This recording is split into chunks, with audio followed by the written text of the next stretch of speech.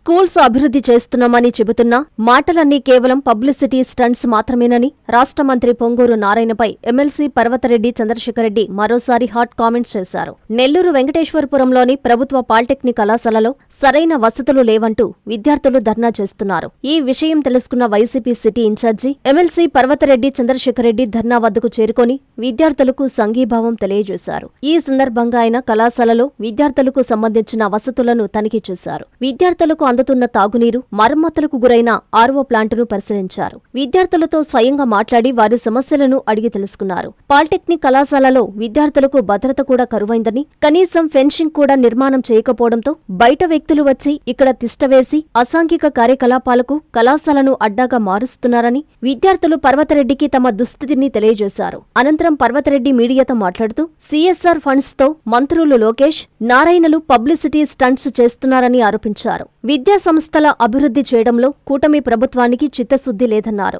Ground లెవెల్లోకి వచ్చి మంత్రి నారాయణ వాస్తవాలు తెలుసుకుని మాట్లాడాలని హితవు పలికారు. ఈ కార్యక్రమంలో వైఎస్ఆర్సీపీ విద్యార్థి విభాగం జిల్లా అధ్యక్షులు అశ్రిత్ రెడ్డి, వైసీపీ నగర నియోజకవర్గ అధ్యక్షులు తౌఫీక్, విద్యార్థి విభాగం నగర అధ్యక్షులు చంద్రారెడ్డి, 53, 54వ డివిజన్ ఇన్ఛార్జీలు వెంకలరెడ్డి, మస్తాన్, వైసీపీ నాయకులు, కార్యకర్తలు పాల్గొన్నారు.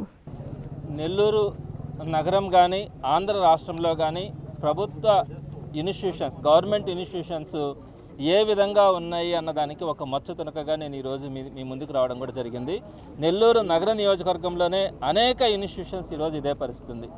నారాయణ గారికి కానీ మంత్రి నారా లోకేష్ గారికి కానీ నేను ఒకటే చెప్తా ఉన్నా, మీరు ఈరోజు ఒక్క విఆర్ హై స్కూల్నో లేకపోతే ఇంకొక దానికో నా దగ్గర డబ్బులున్నాయి, లేకుంటే నేను కొన్ని వేల కోట్లు వేరే వాళ్ళకి పన్నులకు ఇచ్చినాను, వారందరికీ కూడా కాంట్రాక్ట్ వర్క్స్ ఇచ్చినాను కాబట్టి సిఎస్ఆర్ ఫండ్స్ కింద ఇచ్చినారని చెప్పి 1 or 2 ఇన్స్టిట్యూషన్స్ని పబ్లిసిటీ కోసం మీరు వాడుకుంటున్నారే తప్ప, మీకు గనక చిత్తశుద్ధి ఉంటే ఎన్ని ఇన్స్టిట్యూషన్స్ ఉన్నాయో ఈ ఆంధ్ర రాష్ట్రంలో కానీ, ఈ జిల్లాలో కానీ, నెల్లూరు నగర నియోజకవర్గంలో కానీ ఎన్ని ఇన్స్టిట్యూషన్స్లో ఎంతమంది పిల్లల కన్నీటి బాధలు ఉన్నాయో మీకు అర్థమవుతా ఉందని నేను అడుగుతా ఉన్నాను నారాయణ గారిని కానీ మంత్రి లోకేష్ గారిని కానీ. నేను ఇంతకుముందు కూడా అనేకమైనటువంటి సందర్భాల్లో ఏ ఇష్యూ మాట్లాడినా కూడా ఎవిడెన్స్ లేకుండా మాట్లాడేటువంటి పరిస్థితి లేదు, వాస్తవం లేకుండా మాట్లాడేటువంటి పరిస్థితి లేదు. మేము కనుక మాట్లాడితే మీరు ఎవరో ఒకరి దగ్గర పెయిడ్ ఆర్టిస్టుల దగ్గర మీరు మమ్మల్ని తిట్టించడం తప్ప మీకు గ్రౌండ్ లెవెల్లో వాస్తవాలు తెలుసా అని నారాయణ గారిని అడుగుతా ఉన్నాను. మీకు కావాల్సింది కేవలం పబ్లిసిటీ తప్ప వాస్తవంగా మీకు ఎక్కడ సమస్యలు ఉన్నాయి, ఏ విధమైనటువంటి సమస్యలు ఈ ప్రభుత్వంలో ఈ ప్రజలు కానీ, విద్యార్థులు కానీ, యువత కానీ బాధపడతా ఉన్నారన్న విషయాన్ని మీరు గుర్తిస్తూ ఉన్నారని మిమ్మల్ని అడుగుతా ఉన్నాను. మీరు 1 or 2 ఇన్స్టిట్యూషన్స్ గురించి ఆలోచిస్తూ ఉన్నారు. నేను అనేకమైనటువంటి ఇన్స్టిట్యూషన్స్లో తిరిగితే కనీసం ఆ రోజు జగన్మోహన్ రెడ్డి గారు ఆర్ఓ సిస్టమ్స్ పెట్టిన తర్వాత 1000 రూపాయలు 1500 రూపాయలు పెడితే ఆర్ఓ ప్లాంట్స్ వాటిని రిపేర్ చేయొచ్చు అనే పరిస్థితుల్లో కూడా మీరు ఆర్ఓ ప్లాంట్స్ను కూడా రిపేర్ చేయించినటువంటి పరిస్థితి.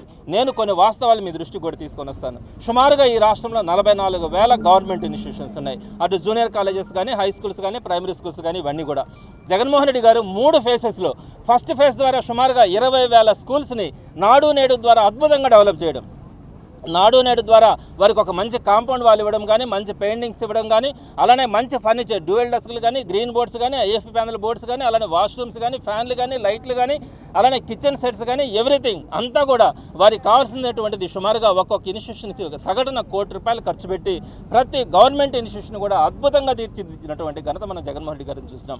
ఫస్ట్ ఫేజ్ మనం కంప్లీట్ చేసినాం 20,000 స్కూల్స్ని. సెకండ్ ఫేజ్లో ఉన్నటువంటి 18,000 స్కూల్స్ సుమారుగా 80% వర్క్స్ కంప్లీట్ అయినాయి. థర్డ్ ఫేజ్లో ఉన్నటువంటి ఇటువంటి కొన్ని ఇన్స్టిట్యూషన్స్ ఉన్నాయి. ఇవన్నీ కూడా థర్డ్ ఫేజ్లో కంప్లీట్ కావాల్సినటువంటి పరిస్థితి ఉంది. సో ఈ ఇన్స్టిట్యూషన్స్ అన్నిటి కూడా మనం థర్డ్ ఫేజ్లో వైఎస్ఆర్సీపీ కన్నా గవర్నమెంట్ ఉంటే కంప్లీట్ చేసుకొని ఉండాలి. మరి అలాంటిది ఆ ప్రభుత్వం మారి ఈ ప్రభుత్వం వచ్చిన తర్వాత నేను అడుగుతా ఉన్నాను, ఈ 2.5 సంవత్సరంలో నాడు నేడుకి మన బడి మన భవిష్యత్ అనే పేరు మార్చడం తప్ప మీరు ఒక్క రూపాయి ఖర్చు పెట్టారా? ఒక్క ఇటుకరాయన్నా మీరు పెట్టినారా?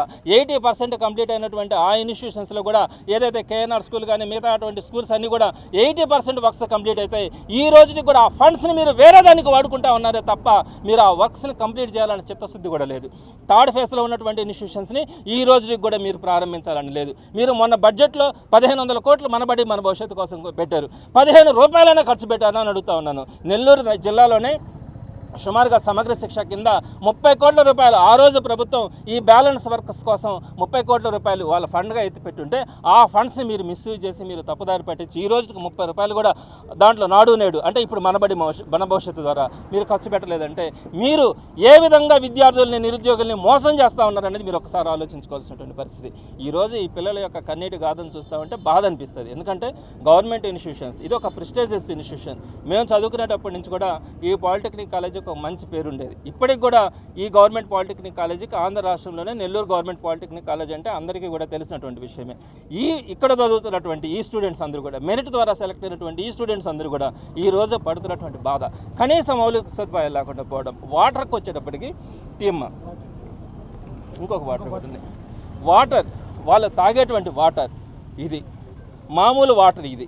సో ఇటువంటి వాటర్ని వాళ్ళు తాగుతూ ఉన్నారు, ఇటువంటి వాటర్ని వాళ్ళు స్నానాలు చేస్తూ ఉన్నారు, ఇటువంటి వాటర్ని వాళ్ళు యూజ్ చేయడం వల్ల వారందరికీ కూడా హెల్త్ ఇష్యూస్ వస్తూ ఉన్నాయి. అదేవిధంగా ఫుడ్ కూడా ఈ వాటర్తోనే ఫుడ్ చేయడం వల్ల వారందరికీ కూడా ఫుడ్ పాయిజన్ అయ్యి చాలామంది అనారోగ్యం పాలైనటువంటి పరిస్థితి. ఎవరైనా చెప్పండి, నారాయణ గారు లేక లోకేష్ గారు, మీరు చెప్తా ఉంటారే మా పిల్లల్ని కూడా ఇలానే చదివించాలని, ఈ వాటర్ని మీరు తాపిస్తారా? ఈ వాటర్ని తాపించగలమా? అదేవిధంగా ఫుడ్ కూడా లోపల ఫుడ్ సరిగా లేదని బాధపడుతూ ఉన్నారు. అదేవిధంగా కాంపౌండ్ వాళ్ళు లేక బయట నుంచి వచ్చినటువంటి వాళ్ళు ఇక్కడ మందు దాగి ఆ మందు బాటిల్స్ అన్నీ కూడా అక్కడ పడేసి ఆడపిల్లలు కనుక అక్కడ తిరుగుతూ ఉంటే వారిని బెదిరించేటువంటి పరిస్థితి.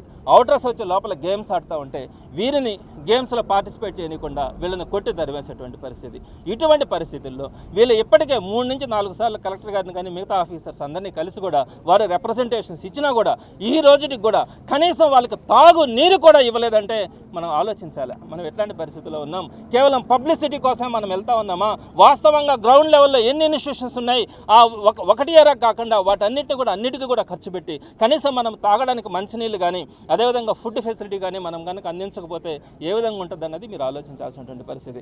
మిగతా ఇన్స్టిట్యూషన్స్ కూడా ఇదే పరిస్థితిలో ఉన్నాయి. వాటన్నిటినీ కూడా ప్రభుత్వం దృష్టికి తీసుకురావడం జరుగుతుంది. వీరికి కనుక న్యాయం జరగకపోతే తప్పకుండా కూడా ఈ వాటర్ ఫెసిలిటీ ఏదైతే ఇటువంటి పరిస్థితులు ఉన్నాయో దీని మీద కనుక వాళ్ళ గవర్నమెంట్ యాక్షన్ తీసుకోకపోతే 1 వీక్ లోపల వీళ్ళకి ఆల్టర్నేటివ్గా ఏ విధంగా చేస్తే బాగుంటుందని ఆలోచించి ఆ వాటర్ని ప్రొవైడ్ చేయించడం కూడా జరుగుతుంది. మిగతావి కూడా కనుక వాళ్ళకి కనుక కంప్లీట్ కాకపోతే ఏ విధంగా ఫైట్ చేయాలన్న దాన్ని బట్టి మిగతా వాళ్ళతో కూడా మాట్లాడి ముందుకెళ్ళడం కూడా జరుగుతుంది. వచ్చి ఎం గీత సార్, నేను ఇక్కడ లాస్ట్ ఇయర్ జాయిన్ అయ్యాను sir, first year polytechnic. Next ఏంటంటే ఇక్కడికి వచ్చి ఫస్ట్ ఇయర్ జాయిన్ అప్పుడు కొంచెం వాటర్ బాగున్నాయి సార్. నెక్స్ట్ ఇయర్కి వచ్చాక చూడండి నార్మల్ వాటర్ ఇలా ఉంది, ఇక్కడ వచ్చిన వాటర్ ఇలా ఉంది సార్. వీటిని తాగడం ఎలానో మాకు తెలియటం లేదు సార్. నెక్స్ట్ హాస్టల్లో కూడా ఫుడ్ మేనేజ్మెంట్ బాగాలేదంట సార్. చాలామంది ఫుడ్ బాగాలేక ఫుడ్ పాయిజన్ అయ్యి హాస్పిటల్స్లో కూడా జాయిన్ అయ్యి ఉన్నారు సార్. నెక్స్ట్ ఏంటంటే కాలేజ్ విషయానికి వచ్చేసరికి క్లాస్ రూమ్స్లో కూడా పైన రూఫ్ ఉంటుంది కదా సార్, దానికి పెయింట్ ఊడి పడిపోవడం కానీ అక్కడ కొంచెం నెర్లిచ్చి దాంట్లోంచి వాటర్ వచ్చేసి క్లాస్ రూమ్ అంతా కొంచెం రచ్చుగా అయిపోతుంది సార్. మేము రాలేకపోతున్నాం. నెక్స్ట్ ఏంటంటే హెవీ రెయిన్స్ వచ్చినప్పుడు అస్సలు ఉండలేకపోతున్నాం సార్. మా మీద కూడా రెయిన్ పడుతుంది. ఆ రెయిన్ వల్ల మేము చాలా టైమ్స్ కూడా వెనక్కి వెళ్ళిపోయాం సార్. నెక్స్ట్ అదే రెయిన్ వల్ల వాల్టేజ్ వచ్చి కాలేజ్ మొత్తం మీద ఎలక్ట్రిసిటీ లేదు సార్, అసలు పవర్ ఆఫ్ అయిపోయింది. ల్యాబ్స్ కూడా మేము చాలా రోజుల నుంచి షట్ డౌన్ చేసేస్తున్నాం సార్. ఇప్పుడు మాకు ల్యాబ్స్ యూజ్ చేసుకోవాలన్నా కూడా పవర్ సిటీ లేదు సార్ అసలు. అందువల్ల మాకు కొంచెం పవర్ అనేది కూడా చాలా కాబట్టి మాకు కొంచెం పవర్ అనేది కూడా కొంచెం ఫాస్ట్గా రావాలనుకుంటున్నాం సార్. నెక్స్ట్ ప్రిన్సిపల్ సార్ కూడా ఈ మధ్య చేంజ్ చేశారు పవర్. మళ్ళీ రెయిన్స్ వల్ల వాల్టేజ్ వచ్చి మళ్ళీ పోయింది సార్ ఫ్యూజ్. దానివల్ల మాకు పవర్ అనేది కొంచెం కావాలి సార్. నెక్స్ట్ ఈ గ్రాస్ అనేది కట్ చేయకపోవడం వల్ల కాలేజ్ మొత్తం పాములు తిరుగుతున్నాయి సార్. క్లాస్ రూమ్స్లో కూడా పాములు ఉన్నాయి సార్. నెక్స్ట్ కోతులు అనేవి కూడా కొంచెం వస్తున్నాయి సార్. మా లంచ్ బాక్సెస్ అండ్ అవన్నీ కూడా తీసుకెళ్ళిపోతున్నాయి సార్ కోతులన్నీ. సాయిచరణ్ సార్, నేను గవర్నమెంట్ పాలిటెక్నిక్ హాస్టల్లో చదువుకుంటున్నాను సార్. హాస్టల్లో వాటర్ ఫెసిలిటీ అసలు బాగాలేదు సార్. అండ్ ఇక్కడ కాంపౌండ్ వాళ్ళు లేకపోవడం వల్ల బయట నుంచి అవుటర్స్ వచ్చి తాగి గొడవలు చేయడం, మమ్మల్ని ఆడుకోనివ్వకపోవడం జరుగుతుంది సార్. అండ్ హాస్టల్లో మేనేజ్మెంట్ బాగాలేదు సార్. హాస్టల్లో ఫుడ్ ఫెసిలిటీ అసలు బాగోట్లేదు సార్. నైట్ టైం అక్కడి నుంచి నడుచుకొని రావడానికి మాకు లైట్స్ కూడా లేవు సార్. అసలు దీని మీద మాకు పరిష్కారం కావాలి సార్. పేరు పునీత్ సాయి సార్, నేను గవర్నమెంట్ పాలిటెక్నిక్లో చదువుతున్నాను. ఇక్కడ వాటర్ ఫెసిలిటీ లేదు సార్. అంతేకాకుండా ఒక 3 డేస్గా 5 డేస్గా ఇక్కడ కాలేజీలో కూడా వాటర్ లేవు సార్. అసలు తాగడానికి కూడా వాటర్ లేవు సార్. హాస్టల్లో కూడా వాటర్ ఫెసిలిటీ అంత బాగలేవు. ఆ వాటర్తో మమ్మల్ని స్నానం చేయమంటున్నారు. మేము ఎలా చేయాలి? ఫుడ్ బాగట్లేదు, ఫుడ్లో పురుగులు వస్తున్నాయి. కాంపౌండ్ వాళ్ళు లేదు, గొడవ అన్న వాళ్ళు బయట వాళ్ళు వచ్చి డ్రింక్ చేసి మమ్మల్ని బెదిరిస్తున్నారు. క్రికెట్ ఆడడానికి లేదు, గేమ్స్ ఆడడానికి లేదు. మమ్మల్ని సైడ్గా పక్కకి వెళ్ళిపోమంటున్నారు. మేము ఇంకేం ఆడుకోవాలి? ఇక్కడ మాకు ఇంకో గ్రౌండ్ కూడా లేదు. ఎన్ఎల్ హాస్పిటల్స్ అత్యుత్తమ వైద్య సేవలు సామాన్యులకు అందుబాటులో. అపార అనుభవం గల వైద్య నిపుణులు doctor Nagendra Prasad Kulari, managing director, గుండె వ్యాధి వైద్య నిపుణులు గారి ఆధ్వర్యంలో cardiology, neurology, surgical gastroenterology, orthopaedic, ప్రసూతి మరియు గైనకాలజీ, పల్మనాలజీ, జనరల్ మెడిసిన్ మరెన్నో పలు విభాగాల వైద్య సేవలు. అత్యాధునిక ఎక్విప్మెంట్ గల ఐసీయూ, ఆపరేషన్ థియేటర్, క్యాథ్లా, 24/7 ఎమర్జెన్సీ మరియు క్రిటికల్ కేర్, అడ్వాన్స్డ్ మిషనరీ గల ల్యాబ్, సిటీ స్కాన్, ఎక్స్రే, అన్ని కంపెనీల హెల్త్ ఇన్సూరెన్స్ సౌకర్యం కలదు. అందరికీ అందుబాటులో అత్యాధునిక వైద్య సేవలు అతి తక్కువ ఖర్చులో. ఎన్ఎల్ హాస్పిటల్స్, పివిఆర్ కళ్యాణ మండపం ఎదురుగా, అన్నమయ్య సర్కిల్ దగ్గర, మాగుంట లేఅవుట్, నెల్లూరు.